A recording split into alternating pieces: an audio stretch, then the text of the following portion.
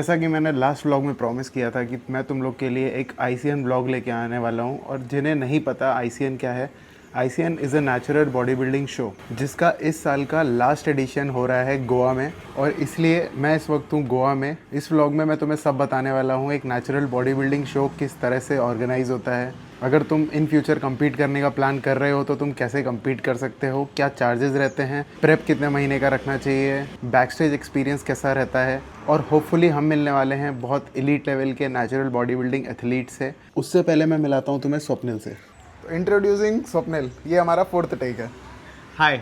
आज मैं कम्पीट करने जा रहा हूँ आईसीएन गोवा में और विश मुझे यहाँ पे सपोर्ट करने आया है।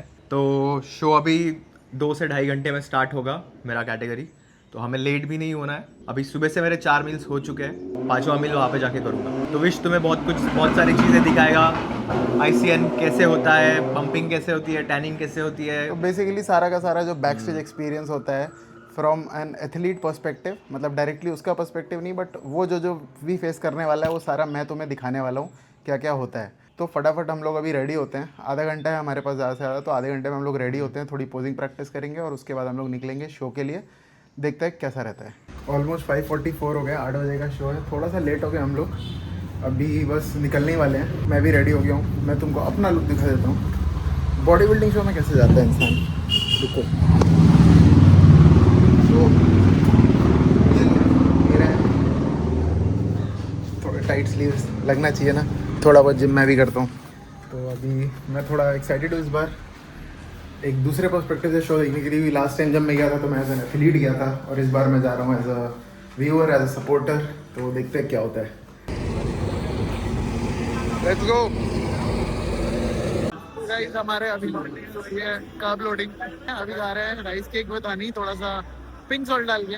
और अभी यहाँ पे थोड़ा सा 1 घंटा डिले चल रहा है शो, तो जब टाइम पे हो जाएगा सब कुछ तब इसका चालू होगा। अभी एग्जैक्टली हमें पता नहीं है, लेकिन लग रहा है कि 1 घंटा और होगा शायद। तब तक अभी थोड़ा ये कावअप चलेगा। इसके बाद मोस्टली एक और मील होगी, उसके बाद पंप अप होगा। फिर उसके बाद अभी बैक स्टेज पूरी तरह से मेरे को जाने नहीं दे रहे, सिर्फ एथलीट्स को अलाउड है। तो मैं इधर पे हूँ, एक बार दिखा देता हूँ।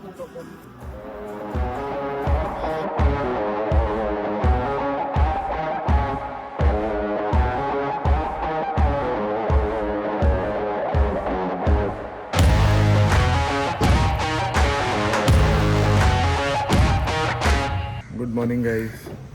अभी हम लोग सुबह सुबह जा रहे हैं जिम करने, क्योंकि आज के दिन हमारे पास कोई शो वगैरह कुछ भी नहीं है।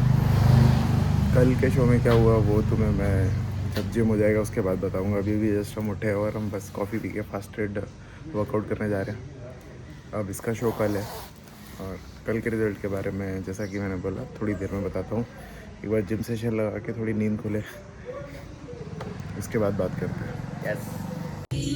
ये अपने एथलीट की कंडीशन कल से मतलब बहुत ज़्यादा बेटर लग रहा है। अभी अगर तुम लोग देखोगे ना, मतलब कल का मैं जब क्लिप डालूंगा तो पता चलेगा कि आज स्कोर ज़्यादा बेटर है। मतलब कल थोड़ा ना बॉडी सॉफ्ट हो गई थी, तो बॉडी ने थोड़ा वाटर होल्ड किया था, बट आज कंडीशनिंग बेटर है।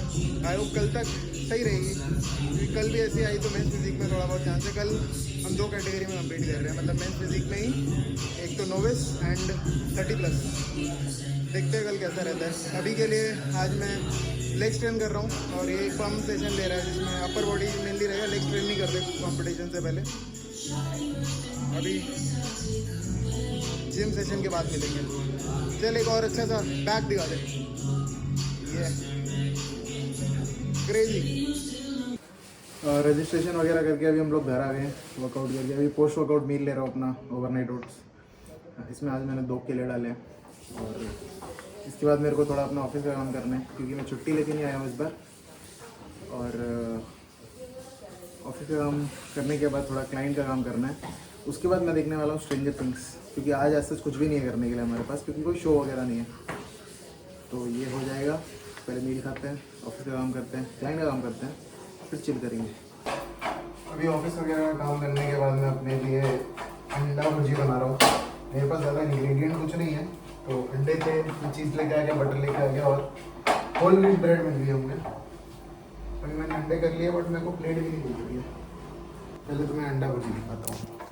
तो ऐसी कुछ भुर्जी दिख रही है, ये ब्रेड है मेरे पास। इसको बस खाना किस में है वो डिसाइड करना है। उसके बाद मैं अभी खाऊंगा इसको, पहले मैं ब्रेड सेक लेता हूँ उसके बाद खाऊंगा, क्योंकि अब भूख लग रही है मेरे को। ऑलमोस्ट सुबह का मील खाए हुए 2-3 घंटे हो गए। उसके बाद मैंने ऑफिस से काम किया, क्लाइंट से थोड़ा काम किया। कुछ ऐसी भुर्जी बनाई है, simple, no veggies, only bread, अंडा और चीज़, पेरी पेरी और थोड़ा सा नमक। ये अभी मैं वाह इन्जॉय करूँगा, और साथ में स्ट्रेंजर थिंग्स देखना है, 4वीं-5वीं बार बता रहा हूँ।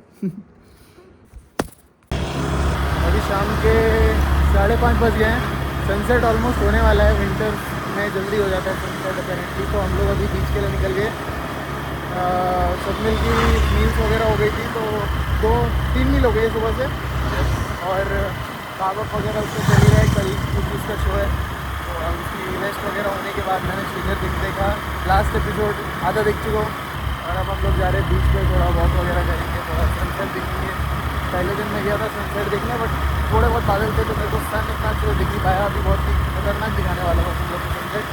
और बीच पे जाके हम लोग बताएंगे ICN में पार्टिसिपेट करने का क्या सीन रहता है, कैसे रजिस्ट्रेशन वगैरह का, सारी चीज़ें जो भी डिटेल्स मिलेगा वो सारी हम लोग तुम्हें बताते हैं। अभी हम लोग आ गए हैं कैविलोसन बीच। गलत प्रोनाउंस कर रहा हूँ पता है मुझे। एक ही बार नाम पूछा है तो मेरे को अभी पता चला है। और बहुत पीसफुल बीच है, मतलब जितना सोचा था उतना पीसफुल नहीं है। लग रहा है सारा क्राउड एक ही टाइम पे आ गया है, बट हम लोग थोड़ा सेक्लूडेड एरिया में जा रहे हैं। फिर थोड़ा कंटेंट वगैरह शूट करना है, ब्लॉग का कंटेंट शूट करना है, और वो ICN वाला इन्फॉर्मेशन वगैरह बताना है। बाकी एक बार बीच दिखा देता हूँ, बहुत सही है, और सनसेट भी बहुत सही हो रहा है। फ़ोन का कैमरा उतना अच्छे से कैप्चर नहीं कर पाएगा, बट बहुत सही लग रहा है इन रियल लाइफ।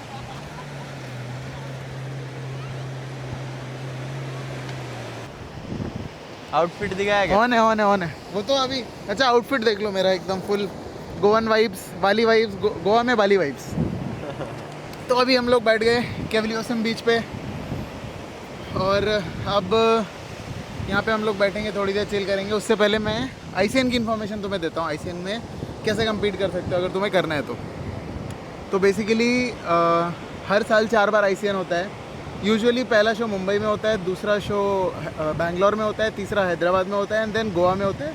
गोवा वाला जो होता है वो सुपर शो होता है, जिसमें प्रो शो वगैरह और सबसे ज़्यादा एथलीट्स आई थिंक गोवा में ही कम्पीट करते हैं, और सबसे 3 दिन का शो होता है गोवा का। अब अगर तुम्हें इसमें कम्पीट करना है ना, तो तुम्हें सबसे पहले ICN की वेबसाइट पे एक अकाउंट बनाना पड़ेगा, जो कि फ्री ऑफ कॉस्ट है। लेकिन अगर कम्पीट करना है तो फिर उनकी प्रीमियम मेंबरशिप लेना मैंडेटरी है, उसके बिना अलाउड नहीं है।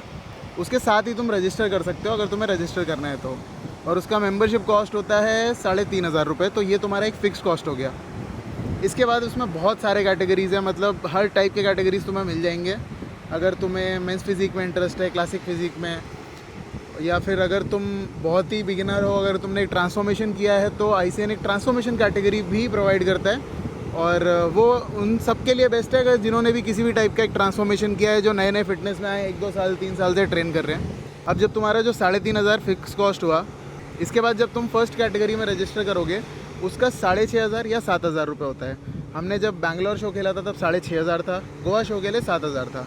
उसके बाद वाले तुम जितनी भी कैटेगरी में खेलते हो, अगर तुम 4 कैटेगरी में रजिस्टर करते हो, तो फर्स्ट कैटेगरी के 7,000 रुपये लगेंगे। उसके बाद पर कैटेगरी 5,500 रुपये लगेंगे। तो मिनिमम तुम्हें अगर सिर्फ एक कैटेगरी खेलनी है, रजिस्ट्रेशन वगैरह का सब मिला के 7,000 प्लस 3,500, 10,500 तो तुम्हारा मिनिमम कॉस्ट है सिर्फ कम्पीट करने का। उसके अलावा तुम्हारा प्रेप का जो भी कॉस्ट आएगा वो डिपेंड करेगा तुम डाइट कैसी ले रहे हो, क्या फूड्स वगैरह खा रहे हो, तुम्हें ट्रैवल कितना करना पड़ रहा है। अगर तुम्हारे होम टाउन में शो है तो तुम्हें ऑब्वियसली बहुत ज़्यादा खर्चा बच जाएगा। तो इस तरह से इसका सारा कॉस्टिंग वगैरह रहता है। टैनिंग का भूल गया। हाँ टैनिंग का भूल गया, वो स्वप्निल बताएगा टैनिंग का क्या होता है। बता टैनिंग का। 2 टाइप होते हैं टैनिंग में, एक होता है हैंड टैन और दूसरा होता है स्प्रे टैन, जिसमें अनलिमिटेड टचअप्स दिए जाते हैं। हैंड टैनिंग का आपको 2,000 रुपये से स्टार्ट होता है, और स्प्रे टैन रहता है 2,500 रुपये। तो आप जितने भी शोज़ में कम्पीट कर रहे हो, सारे शो के पहले आपको हैंड टैन या स्प्रे टैन किया जाता है एक ही अमाउंट में, जो आपको एक ही बार पे करना है। अगर आप स्प्रे टैन का पे कर रहे हो तो आपको हैंड टैन कॉम्प्लीमेंट्री मिल जाता है, तो आप दोनों करा सकते हो, कितनी बार भी करा सकते हो। व्हाट आई सजेस्ट कि आप स्प्रे टैन के लिए जाओ, क्योंकि उसमें आपको ये मिल जाएगा ना, हैंड टैन भी मिल जाएगा, और दोनों का करा लो तो ज़्यादा बेटर रहता है। और बाकी सबके अलग अलग तरीके हैं, कोई एक टाइप का टैन प्रेफर करता है, वो तुम्हारे कोच के ऊपर या तुम्हारे पर्सनल प्रेफरेंस के ऊपर भी डिपेंड करता है। और तुम्हें अगर और ज़्यादा खर्चे करने का मन है तो तुम उनका फ़ोटो पैकेज खरीद सकते हो, जिसमें तुमको 6-7 फ़ोटो मिलेंगी कुछ 2-2.5 हज़ार रुपये देके। उससे बेटर मैं सजेस्ट करूँगा कि अपने दोस्त को ले आओ, कोई भी एक अच्छा कैमरा। फ़ोन के कैमरे आजकल अगर तुम्हारे पास आईफोन वगैरह है, सैमसंग का कोई अच्छा फ़ोन है, उससे भी बहुत अच्छा कंटेंट निकल जाता है, क्योंकि वो जो कंटेंट मिलेगा तुम्हें वो तो शो के ऑलमोस्ट 10-15 दिन बाद मिलेगा और बहुत लेट हो जाता है वो सब पोस्ट करने के लिए। इसीलिए अपने दोस्तों को ज़रूर लेके आओ।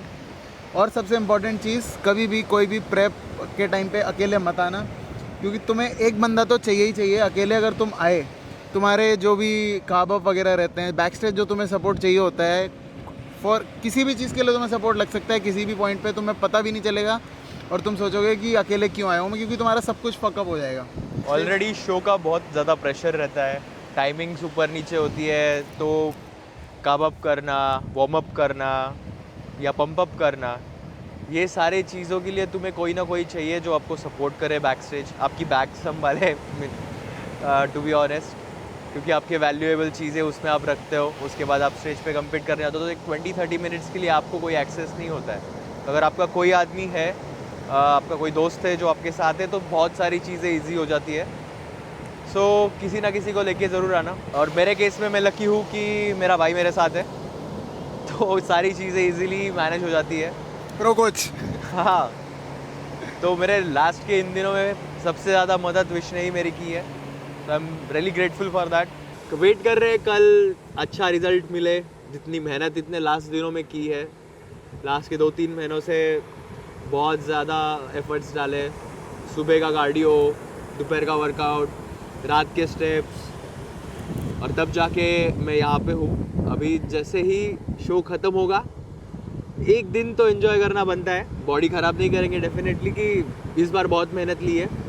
और यहाँ पे आके इन सब लोगों को देख के हम दोनों को भी बहुत ज़्यादा मोटिवेशन मिला है, तो हमारे गोल्स अभी बहुत ज़्यादा ऊपर सेट हो चुके हैं। तो डेफिनेटली यहाँ पे आके बॉडी तो ख़राब नहीं करेंगे, बट हाँ, इतने दिनों के डिसिप्लिन के बाद या we do deserve a day at least to enjoy ourselves. और मैंने तो ऐसे डिसाइड कर लिया था कि शायद बॉडी बिल्डिंग मैं नहीं करूँगा, क्योंकि बहुत ज़्यादा भाई बहुत सेक्रीफाइसेस होते हैं। अगर कोई भी, किसी ने भी एक बार कोई प्रेप किया ना, उसको पता है कि कितनी ज़्यादा मेहनत लगती है, कितना मेंटल स्ट्रेस होता है। फिजिकल से ज़्यादा मेंटली बहुत ज़्यादा इफेक्ट करती है एक प्रेप। तो मैंने ऐसा डिसाइड कर लिया था कि नहीं, शायद मैं अब नहीं कम्पीट करूँगा, और बस खाना पीना वगैरह सब ज़रूरी है, वो सब करना ज़रूरी है, लाइफ में थोड़ा मज़े करना ज़रूरी है। बट यहाँ पे आके जब मैंने लोगों को देखा, मैंने एथलीट्स को देखा, भाई पूरा पर्सपेक्टिव ना, वापस से जो वो माइंडसेट था ना पहले कि एक अलग एलीट लेवल की फ़िज़िक चाहिए, वो माइंडसेट ही वापस से आ गया है। और पिछले 2 से 3 दिनों में मेरे को इतने लोग मिले हैं, कुछ मेरे फॉलोअर्स मिले हैं, उन लोगों ने जब मुझे बोला कि वो मेरे से इंस्पायर हुए हैं, तो वो देख के मुझे लगा कि जब मैं किसी को इंस्पायर कर रहा हूँ तो मैं अपनी बॉडी तो बिल्कुल भी ख़राब कर ही नहीं सकता, क्योंकि अपने लिए नहीं, एटलीस्ट उन लोगों के लिए। क्योंकि कोई बंदा अगर मोटिवेट हुआ है मुझे मेरा ट्रांसफॉर्मेशन देख के, तो एटलीस्ट मुझे उतना रिस्पॉन्सिबली एक्ट करना चाहिए कि मैं उसको इंस्पायर करते रहूं, और मैं एक एग्जांपल सेट कर सकूँ कि नहीं, एक अच्छी फिज़िक हर कोई बना सकता है। भले ही तुमने लाइफ में कभी फिटनेस वगैरह फॉलो नहीं की हो, but it's never too late. मतलब अभी I am currently 30 years old, और एटलीस्ट मैं करेंटली अपने बेस्ट शेप में हूँ। मतलब 4 महीने ज़्यादा बेटर था, बट अभी हो जाऊँगा वापस से। मुझे 1-2 महीने और लगेंगे, बट आ जाऊँगा मैं वापस से। तो उतना मुझे पता है अपने बॉडी के बारे में। अभी जस्ट 5-10 मिनट पहले की बात है, हम लोग जस्ट इस बीच में एंटर हुए। रैंडम बंदा जिसका ICN से या बॉडी बिल्डिंग से कोई संबंध नहीं था, तो वो आके ही was so excited to meet him, और इसको जैसे उसने ग्रीट किया कि because of you I have transform, I have lost some weight. और जो एंथुजियाज्म से वो बोल रहा था कि शायद ही कोई और एथलीट या और इन्फ्लुएंसर किसी की लाइफ में इतने चेंजेस ला रहा है। मतलब जेन्युइनली, मतलब मैं 3 दिन से हम साथ में घूम रहे हैं अभी यहाँ पे, बहुत सारे अननोन लोगों से इंटरेक्शन हो रहा है। हर दूसरा तीसरा बंदा आके बोल रहा है, यस ट्रेन विद विश, मैं आपको फॉलो करता हूँ, आपकी जर्नी बहुत इंस्पायरिंग थी, आपका वो वीडियो ऐसा था, वो वीडियो ऐसा था, आपके उस वीडियो ने मुझे इंस्पायर किया। तो ये सब देखने के बाद डेफिनेटली मैं इसको दिन में 10 बार बोलता हूँ कि what you have created through out your journey has inspired me a lot also. तो कहीं ना कहीं मैं यहाँ पे रहने का सबसे बड़ा रीज़न विशी है। नहीं, और इतने सारे लोगों को जैसे इसने लाइक मोटिवेट किया है या उनके लाइफ में चेंजेस लाए, somewhere I really feel proud of him. And I hope he keeps doing that. अभी बहुत सारे अच्छे गोल्स उसने भी सेट किए हैं। हम दोनों अभी जाके डेफिनेटली हमारे गोल्स पे बहुत ज़्यादा काम करने वाले हैं। अब मैं थोड़ा सा स्पीचलेस हो गया हूँ, मुझे पता नहीं है, मैं बहुत ज़्यादा ऐसे जब कोई बहुत ज़्यादा तारीफ़ कर देता है तो मैं ओवरवेल्म हो जाता हूँ ये और मुझे तारीफ दिल से एक्ट दी। करना नहीं आता है, मुझे कैसे बोलना, मतलब क्या रिएक्ट करना है मुझे नहीं पता। But I am really grateful कि इतने सही सही लोग मिले हैं यार लाइफ में, और ये मोमेंट के लिए भी I am also very grateful क्योंकि हाँ, एट द एज ऑफ 31 हम दोनों एक बीच पे बैठे हमारा पैशन फॉलो कर रहे हैं, मतलब जो दिल में आए वो कर रहे हैं। तो ये लाइफस्टाइल ने डेफिनेटली हमें एक फ्रीडम दिया है कि हमें जो चाहिए ज़िंदगी में हम उसके लिए काम कर रहे हैं, लोगों को इंस्पायर कर रहे हैं, खुद का बेस्ट बॉडी बना रहे हैं, और यही तो चाहिए। यहाँ पे बैठे हैं, अच्छा खासा पीस एंजॉय कर रहे हैं, सारी चीज़ें परफेक्ट है, नए गोल्स है, बस आगे जाके लाइफ बहुत बहुत बेस्ट होने वाली है, तो उसके लिए बहुत ज़्यादा एक्साइटमेंट भी है। यस। और एक चीज़ जो बताना रह गई है वो कल के शो के बारे में, क्योंकि कल का मैंने दिखाया था बट शो में क्या हुआ वो नहीं बताया हमने, वो तुम हमें चलते चलते बताएंगे क्योंकि हम बैठ गए और हमें अभी थोड़ा सा वॉक भी करना है, नहीं तो सनसेट हो जाएगा, अंधेरे में बीच में वॉक करने में मज़ा नहीं आएगा। Yes. चलो चलते चलते बताएंगे। तो कल के शो में क्या हुआ वो स्वप्निल बताएगा, क्योंकि एथलीट के पर्सपेक्टिव से अच्छे से पता चलेगा तुम्हें कौन सा कैटेगरी था, सब कुछ सारा इन्फॉर्मेशन बताएगा। तो एक्चुअली मैंने नोविस में compete करना चाहिए था, क्योंकि मैंने लास्ट बैंगलोर शो में फर्स्ट टाइम और मैं compete किया था जहाँ पे मुझे सिल्वर मेडल मिला था। तो एक्चुअल में मैंने इस बार नोविस करके कैटेगरी है जिसमें compete करना चाहिए था, बट जैसे मैंने सोचा 30+ हूँ तो 30+ में करते हैं, थोड़ा अच्छा कंपटीशन के साथ स्टैंड करेंगे, देखते हैं कहाँ पे हम स्टैंड करते हैं। बट भाई मैंने इतना एक्सपेक्ट ही नहीं किया था कि मैं ऐसे लोगों के साथ खड़ा रहूँगा जो ऑलरेडी 10 साल से ट्रेनिंग, डाइट, न्यूट्रिशन सब पे अपना 100% दे रहे हैं। मतलब उन लोगों के सामने मैं ऐसे बोलूँगा नहीं कि मतलब टू बी ऑनेस्ट कि मैं अगर 10 लोग हैं स्टेज में तो मैं उनके पहले 6 में भी नहीं आ रहा था। मतलब तुम सोचो जो बंदा 5th आया ना, 5th, अगर मैं जज होऊंगा ना तो मैं सिलेक्ट ही नहीं कर सकता भाई फर्स्ट कौन है 5th कौन है। इतना क्रेजी लाइनअप, मतलब उस दिन का सबसे क्रेजी लाइनअप शायद 30+ क्लासिक फिजिक का ही था। मतलब मैं तुम्हें दिखा दूंगा, वीडियो डालूंगा, तुम देख लेना खुद ही, जज कर लेना। ना सिर्फ उनकी बॉडी, उनकी कंडीशनिंग, उनका मसल मैच्योरिटी, उनका पोजिंग, उनका प्रेजेंटेशन बहुत तगड़ा था। और एक्चुअली अभी ऐसा है कि हम 2 साल से रेगुलर ट्रेन कर रहे हैं, तो कोई चांस ही नहीं था कि उनके सामने मैं स्टैंड आउट भी कर पाऊँ। तो फिर मैंने डिसाइड किया कि एक नोविस में भी रजिस्ट्रेशन कर लूँ। तो आज मैंने जाके नोविस कैटेगरी में एक और रजिस्ट्रेशन कर दिया है। तो कल मैं 2 इवेंट खेल रहा हूँ। मेंस फिजिक नोविस दोपहर में है, और शाम में मैं वापस 30+ मेंस फिजिक में, जिसका मैंने रजिस्टर पहले ही कर दिया था, तो उसमें भी मैं कम्पीट कर रहा हूँ। और होपफुली मेंस फिजिक मेरा एक्चुअली बेस्ट कैटेगरी है, जिसके लिए मैं इतने दिन से प्रिपेयर कर रहा था। तो होपफुली कल मैं अपना बेस्ट 100% दूंगा, हमेशा की तरह। कल तो सीधे मतलब गोल्ड ही दिखेगा तुम्हें डायरेक्टली शो के बाद, एकदम फुल कॉन्फिडेंस। आई होप मतलब उसी चीज़ के लिए बहुत ज़्यादा मेहनत की है पिछले कुछ दिनों से। बट यहाँ पे जितने भी लोग आए हैं सारे लोग गोल्ड डिज़र्व करते हैं, टू बी ऑनेस्ट, क्योंकि ये स्पोर्ट ही ऐसा है कि सब यहाँ पे स्टेज पे खड़ा होने के लिए सेम एफर्ट्स लगते हैं, सेम मेहनत लगती है। सबके अपने अपने लाइफ के इश्यूज, प्रॉब्लम्स होते हैं। उसके अलावा इस स्पोर्ट को इतना टाइम देना, मेंटली जो ये चैलेंज मतलब मेंटली जो चीज़ें एक्सपेक्ट करती है ये बॉडी बिल्डिंग, वो सब चीज़ें कंटिन्यूसली बेसिस पे देना। मतलब तुम्हारा मूड कैसा है तुम्हें पता नहीं, मतलब कुछ भी रहे तुम्हारी ज़िंदगी में, कितना भी ऊपर नीचे चले, बट तुम्हारे मील्स टाइम पे होने चाहिए, तुम्हारा कार्डियो टाइम पे होना चाहिए, तुम्हारा वर्कआउट होना चाहिए, तुम्हारी रिकवरी होनी चाहिए। एक एक चीज़ ट्रैक होती है, एक एक मील कैलकुलेट करके करना पड़ता है। तो ये सारी चीज़ें हर कोई बंदा पिछले 4 महीने से करके यहाँ पे खड़ा है।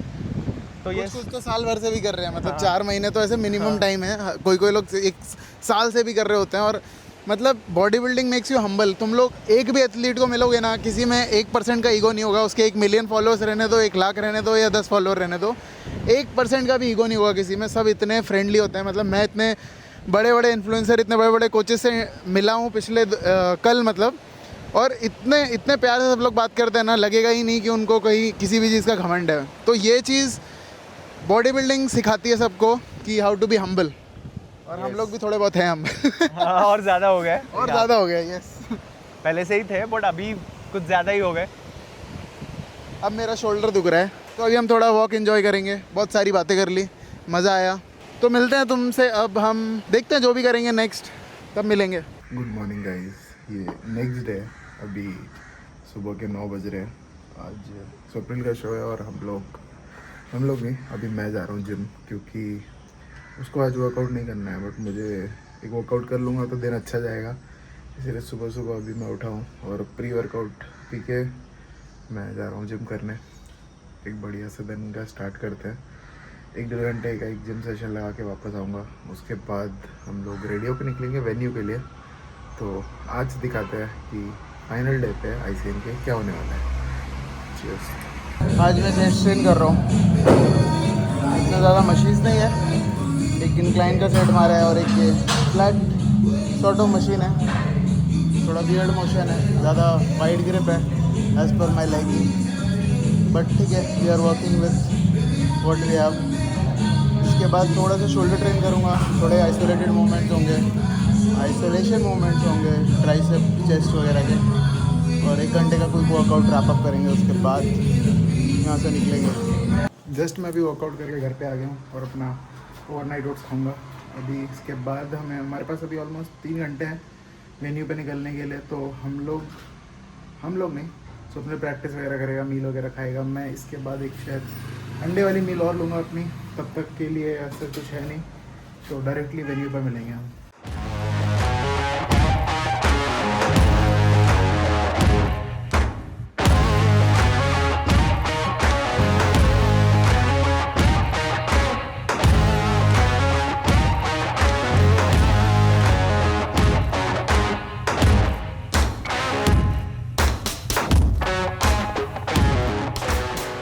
हाँ, तो हम लोग ना वेन्यू पे आए थे और उसके बाद थोड़ा सा सीन हो गया कि हम लोग हमें लग रहा था शो 1 घंटा डिले चल रहा है, बट 1 घंटा डिले था नहीं। 1 घंटा डिले था, 1 घंटा डिले था। इन्होंने ब्रेक स्किप कर लिया, जिसकी वजह से थैंकफुली हमारा जो एयरबीएनबी था वो काफ़ी नज़दीक था, within 1 kilometre radius of the venue. जैसा you are able to make it on time, नहीं तो फिर तो आज तो बैंड बज जाती। मतलब 5 मिनट में टर्निंग हुआ, 5 मिनट में काप अप हुआ, 5 मिनट में पंप हुआ, सब ओके, कम्पीट किया और रिजल्ट मतलब जो डिजाइड रिजल्ट दिया था वो नहीं हुआ। एक कैटेगरी और बाकी 30+, लेकिन उसमें क्या होता है 10 विद द फर्स्ट कैटेगरी, उसमें खेला था 30+, क्लास 1 चल रहा है। उसके बाद क्लास 2 में स्वप्निल का होगा। तो अभी हम लोग बैक स्टेज पे टाइम पास कर रहे हैं, फिर इसके बाद फ्रंट स्टेज में जाके हम लोग वापस स्वप्निल को देखेंगे। होपफुली इस बार एक मेडल लग जाए बढ़िया सा। बहुत क्रेजी लोग हैं यार, मतलब हर दूसरे बंदे को तुम देखोगे ना ऐसे ही लगता है बहुत हाई सेट हो चुके हैं ऑलरेडी यार। क्रेजी।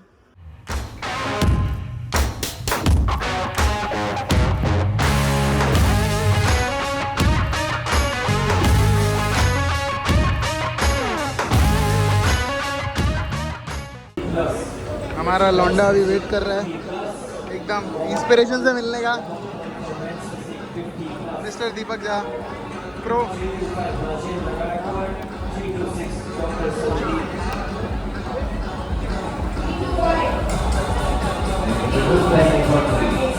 तो ICN ख़त्म हो चुका है, मतलब ICN चल रहा है लेकिन हमारी कैटेगरीज ख़त्म हो चुकी हैं। और आज 2 कैटेगरीज में पार्टिसिपेट किया था।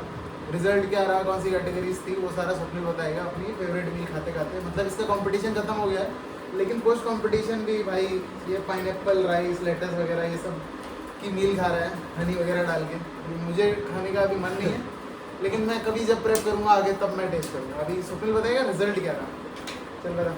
तो मैंने आज 2 कैटेगरीज में कम्पीट किया, नोविस मेंस फिटनेस और 30+ मेंस फिटनेस। मेंस फिजिक 30+ और नोविस मेंस फिजिक, दोनों में लाइनअप इतना तगड़ा था। अभी मुझे लग रहा था कि मैं 2 साल से कंटिन्यूस ट्रेन कर रहा हूँ नॉन स्टॉप, अपने डाइट का ख्याल रख रहा हूँ, अपने ज़िंदगी के बेस्ट शेप में यहाँ पे आया हूँ। तो मैं एक प्लेसिंग तो डिज़र्व करता हूँ, या एटलीस्ट 5 पहले टॉप 5 में आना मुझे एक्सपेक्टेड था, क्योंकि पिछले 2 साल से बहुत मेहनत की है। बट यहाँ पे आके पता चला कि नेचुरल बॉडी बिल्डिंग का लेवल अभी किसी और ही लेवल पे जा चुका है। तो 2 साल की मेहनत से कुछ नहीं होने वाला है। अभी मेरा जस्ट शो हुआ है और मैं खा रहा हूँ पाइनएप्पल राइस। अभी कुछ और खाने की इच्छा हो ही नहीं रही है, एक्चुअली दिखाने के लिए नहीं खा रहा हूँ, क्योंकि जो मोटिवेशन मिला है वहाँ पे जाके, जो फिजिक मैंने देखी है, क्या नेचुरली पॉसिबल है वो जो देखा है, उसके बाद अभी मैं एक अच्छा खासा ऑफ सीजन लूँगा। इतना मस्त हम लोग ग्रो करने वाले हैं अभी, और 1 साल के बाद हम लोग वापस कम्पीट करेंगे। और इतना ये शो से मुझे समझ में आया कि अपना कंपटीशन किसी और के साथ है ही नहीं। सामने वाला बंदा जो हार रहा है या जो पहला मेडल ले रहा है, सब ने सेम अमाउंट ऑफ एफर्ट्स डाला है इसमें। बस कुछ लोगों ने बहुत पहले जर्नी स्टार्ट की है, कुछ लोगों ने अभी की है, तो ये इतना मैटर नहीं करता है। बस हमें खुद को बीट करना है हमेशा। लास्ट टाइम मैं आया था, मैं सिल्वर मेडल लेके गया था, तो इस बार मैं गोल्ड के होप में आया था, बट मुझे रियलिटी हिट हुई कि मैं टॉप 5 में नहीं आ सका। तो अभी से मेरा दूसरा प्रेप स्टार्ट होता है, जो है 1 साल के लिए, जिसमें मैं अच्छे से ग्रोथ फेज लूँगा, अपने मसल मैच्योरिटी पे काम करूँगा, अपने कंडीशनिंग पे अच्छे से काम करूँगा, उसके साथ अपने पोजिंग पे, सारी चीज़ों पे।